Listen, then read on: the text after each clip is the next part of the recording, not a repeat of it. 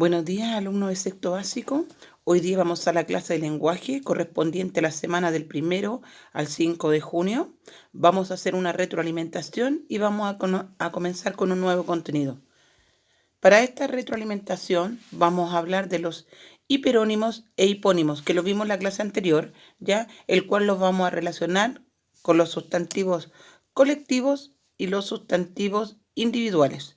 Por lo tanto, el hiperónimo sería el colectivo, por ejemplo, muebles, y el hipónimo sería el individual, mesa, silla, sillón, etc. ¿Ya?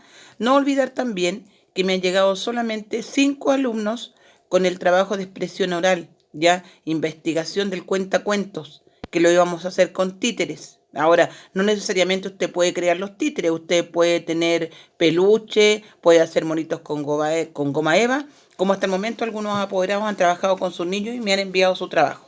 Ya, pero a nivel del curso yo diría que un 10% me lo ha enviado. Muy bien, vamos a la clase de hoy.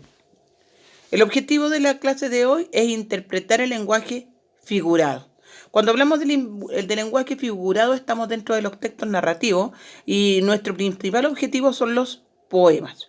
Hemos visto durante muchos años el poema, ¿ya? Lo que vamos a ver ahora es un recordatorio de lo que ya conocemos. Para ello, vamos a recordar que el poema es un conjunto de versos reunidos en estrofa, ¿ya? Y los versos es un conjunto de palabras que se encuentran en una sola línea. Y las estrofas son un conjunto de versos. Como usted puede ver hacia mi lado izquierdo, ahí tenemos un poema, ya que se llama El niño yuntero, y aparece la ubicación de los versos, la estrofa, ¿ya? Y toda la contextualidad del poema, ¿ya? Luego tenemos la musicalidad y recursos sonoros. No olvidar que los poemas no se leen, se declaman.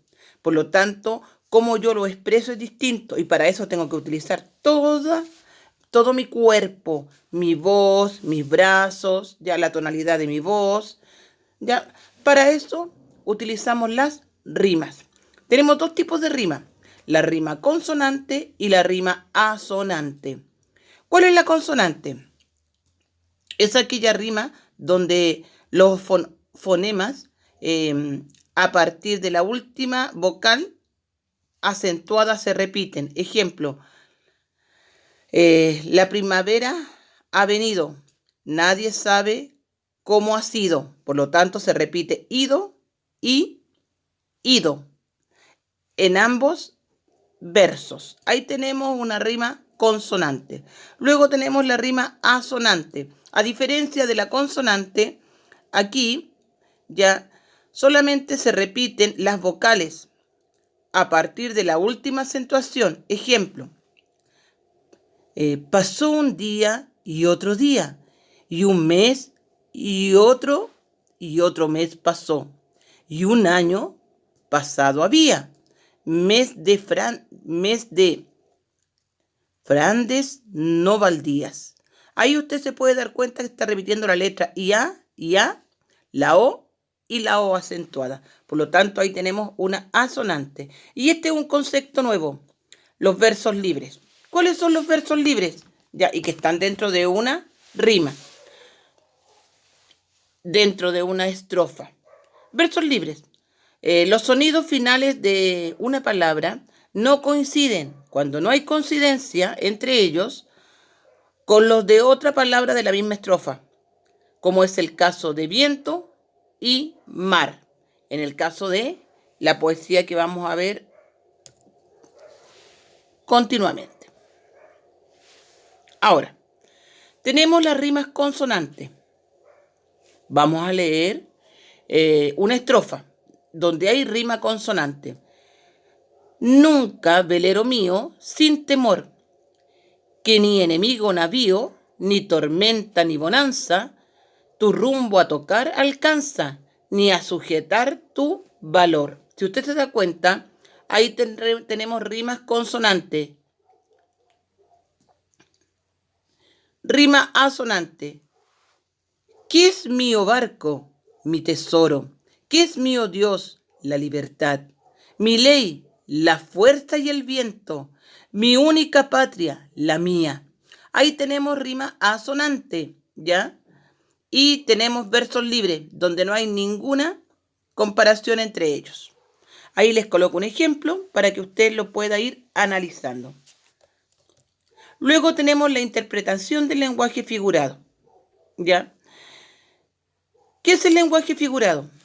La poesía utiliza mucha, podríamos decir, comparación, hipérbole, metáfora para poder expresar lo que quiere decir el poeta, ¿ya? Muchas veces nosotros hemos escuchado palabras como me estoy congelando. Ahí tenemos un lenguaje figurado. ¿Ya con qué lo relaciona? Que tengo mucho frío. Era como un mar de lágrimas. Estoy relacionando el agua del mar con la cantidad de llanto del personaje. El clima enloqueció.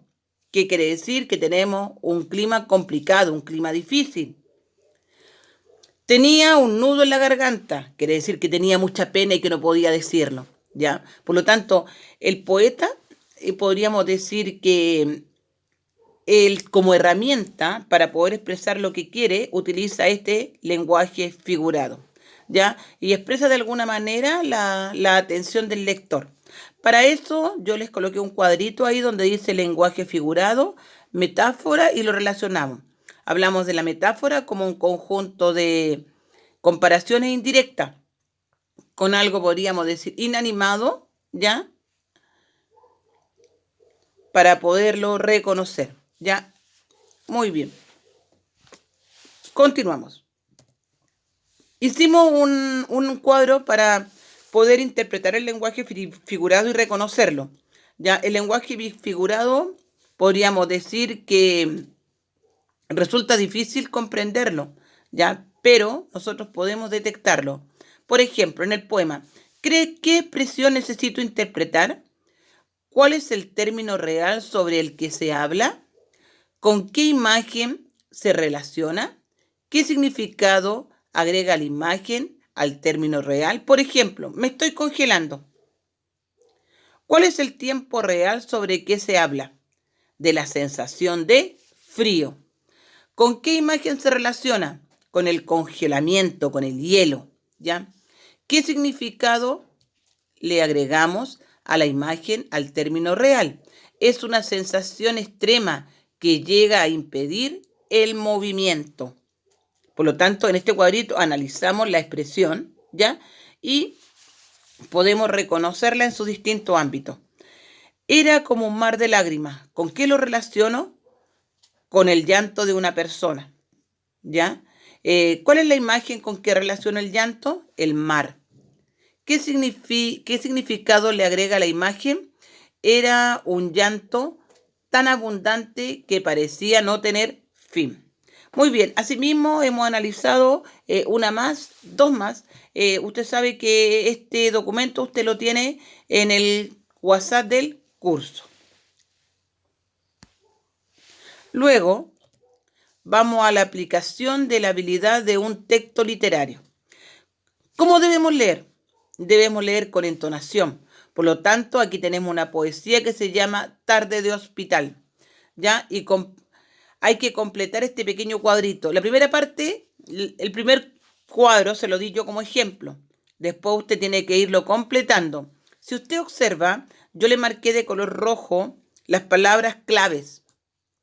Por ejemplo, agua mustia, cae angustia, llueve, yazgo en cama, yazgo enfermo, espantar la tristeza, agua lloriqueando, muerto de angustia, agua mustia.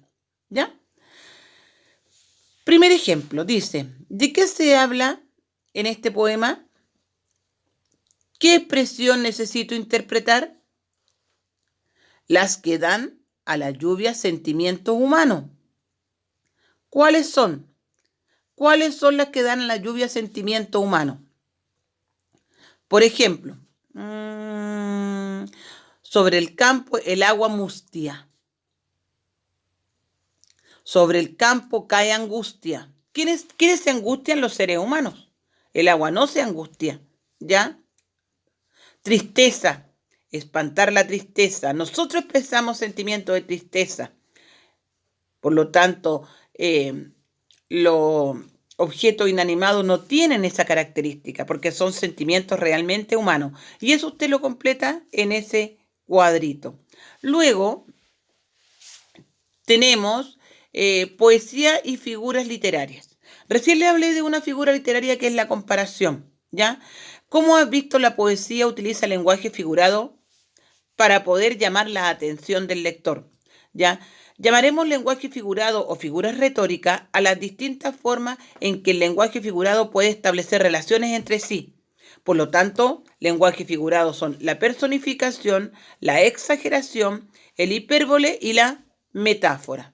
Ya, podemos decir entonces que la personificación atribuye característica humana a elementos o seres que no la poseen, a seres inertes. Por ejemplo, se abrió la noche la noche, un trueno la conmovió.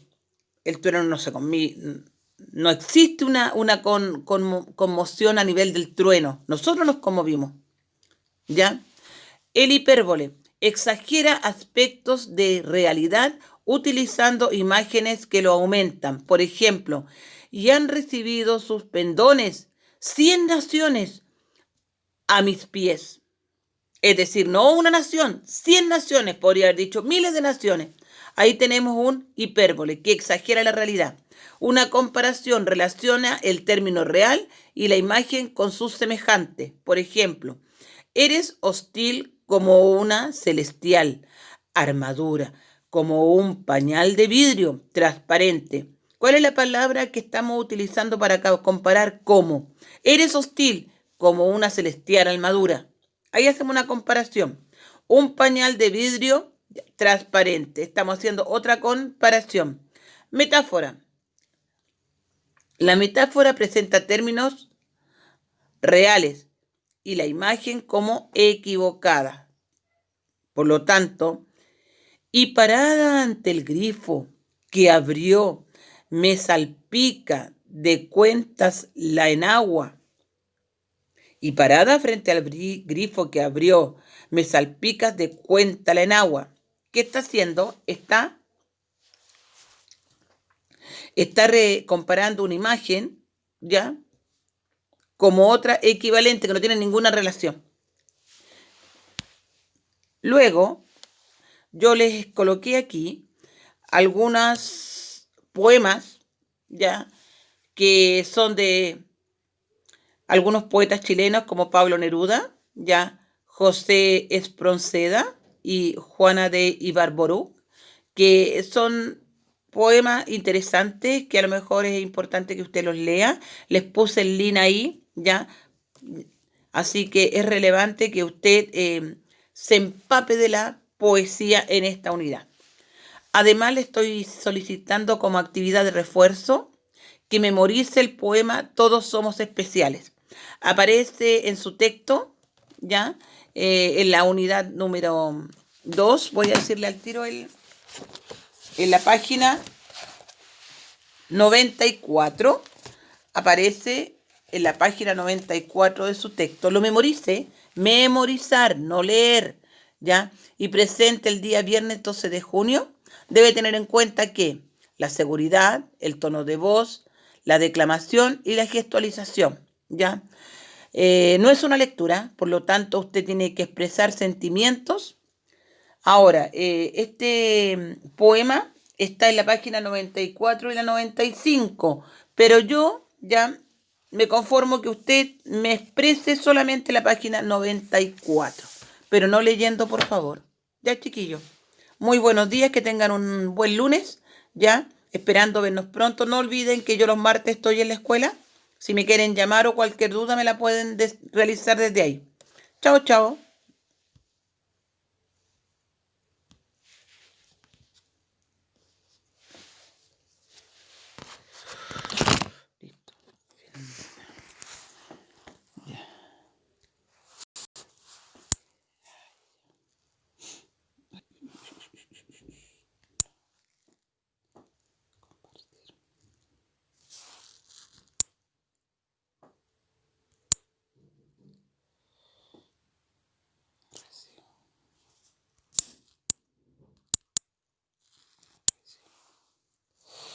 ¿Dónde la tengo?